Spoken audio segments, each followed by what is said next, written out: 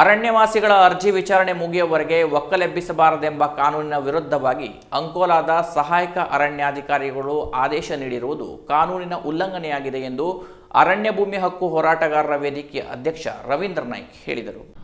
ಅರಣ್ಯ ಹಕ್ಕು ಕಾಯ್ದೆ ಅಡಿಯಲ್ಲಿ ಅರ್ಜಿ ಸಲ್ಲಿಸಿದ ಅರಣ್ಯವಾಸಿಗಳನ್ನು ಅರ್ಜಿ ವಿಚಾರಣೆಗೆ ಮುಗಿಯುವವರೆಗೂ ಸಾಗುವಳಿಗೆ ಆತಂಕ ಮತ್ತು ಒಕ್ಕಲೆಬ್ಬಿಸಬಾರದೆಂಬ ಕಾನೂನಿನ ಅಂಶಕ್ಕೆ ವ್ಯತಿರಿಕ್ತವಾಗಿ ಅರಣ್ಯವಾಸಿಯನ್ನು ಒಕ್ಕಲೆಬ್ಬಿಸುವ ಆದೇಶವನ್ನು ಸಹಾಯಕ ಸಂರಕ್ಷಣಾಧಿಕಾರಿ ಅಂಕೋಲಾ ಇವರು ಆದೇಶ ನೀಡಿರುವುದು ಅರಣ್ಯಾಧಿಕಾರಿಯಿಂದ ಕಾನೂನು ಉಲ್ಲಂಘನೆಯಾಗಿದೆ ಎಂದು ರವೀಂದ್ರ ನಾಯ್ಕ್ ಹೇಳಿದರು.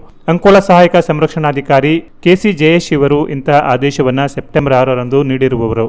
ಅಂಕೋಲಾ ತಾಲೂಕಿನ ಸುಂಕಸಾಳ ಗ್ರಾಮ ಪಂಚಾಯತ್ ವ್ಯಾಪ್ತಿಯ ಕವಲಹಳ್ಳಿ ಗ್ರಾಮದ ಸರ್ವೆ ನಂಬರ್ 3ರಲ್ಲಿ ಅರಣ್ಯ ಹಕ್ಕು ಕಾಯ್ದೆ ಅಡಿಯಲ್ಲಿ ಪ್ರಕಾಶ್ ಕೃಷ್ಣ ಆಚಾರಿ 70 ವರ್ಷ ಅವರು 3 ಎಕರೆ 9 ಗುಂಟೆ ಪ್ರದೇಶ ಅನಾದಿ ಕಾಲದಿಂದಲೂ ಒತ್ತುವರಿ ಮಾಡಿ ಬಾಳೆ, ಮಾವು, ಅಡಿಕೆ ಮರ, ವಾಸದ ಮನೆ ಹಾಗೂ ಬಾವಿ ಕಟ್ಟಿಕೊಂಡು ಕುಟುಂಬದೊಂದಿಗೆ ಜೀವನವನ್ನು ನಡೆಸುತ್ತಿದ್ದರು. ಅಲ್ಲದೆ ಈ ಕ್ಷೇತ್ರ ಬಿಟ್ಟರೆ ಅವರಿಗೆ ಬೇರೆ ಯಾವುದೇ ಸಾಗುವಳಿ ಕ್ಷೇತ್ರ ಇರುವುದಿಲ್ಲ ಎಂದು ಅವರು ತಿಳಿಸಿದರು. ಸಹಾಯಕ ಸಂರಕ್ಷಣಾಧಿಕಾರಿಗಳು ಅಧಿಕಾರಿಗಳಲ್ಲಿ ಅರಣ್ಯ ಹಕ್ಕು ಕಾಯ್ದೆ ಅಡಿಯಲ್ಲಿ 3 ಎಕರೆ 11 ಗುಂಟೆ ಅರ್ಜಿ ಸಲ್ಲಿಸಿದ ಪ್ರತಿ 2 ಎಕರೆ 20 ಗುಂಟೆ ಜಿಪಿಎಸ್ ಸರ್ವೆ ಆಗಿರುವ ನಕಾಶೆ ಮನೆ ರಶೀದಿ ಬಂಗಾರಪ್ಪ ಪಟ್ಟ 35 ವರ್ಷಗಳ ಹಿಂದೆ ವಾಸ್ತವ್ಯದ ಮನೆಗೆ ಬೆಂಕಿ ಬಿದ್ದು ಸರ್ಕಾರ ಪರಿಹಾರದ ಮಂಜೂರು ನೀಡಿದ ದೃಢೀಕರಣ ಪತ್ರ ಮುಂತಾದ ದಾಖಲೆಗಳನ್ನು ಸಲ್ಲಿಸಿದ್ದು ಇತ್ತು. ಅರ್ಜಿ ಸುಪ್ರೀಂ ಕೋರ್ಟ್ ಆದೇಶದಂತೆ ಪುನರ್ ಪರಿಶೀಲನೆ ಹಂತದಲ್ಲಿ ಇರುವಂತಹ ಸಂದರ್ಭದಲ್ಲಿ ಒಕ್ಕಲೆಬ್ಬಿಸಲು ನೀಡಿದ ಆದೇಶ ಅರಣ್ಯ ಅಧಿಕಾರಿಯ ಕಾನೂನು ಅಜ್ಞಾನದ ಪ್ರತೀಕವಾಗಿದೆ ಎಂದು ರವೀಂದ್ರ ನಾಯ್ಕ್ ಪ್ರತಿಕ್ರಿಯಿಸಿದ್ದಾರೆ.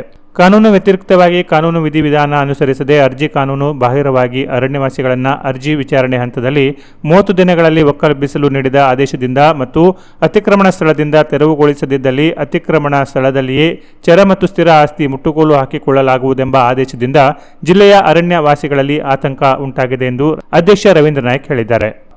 Canara plus news, Ankola.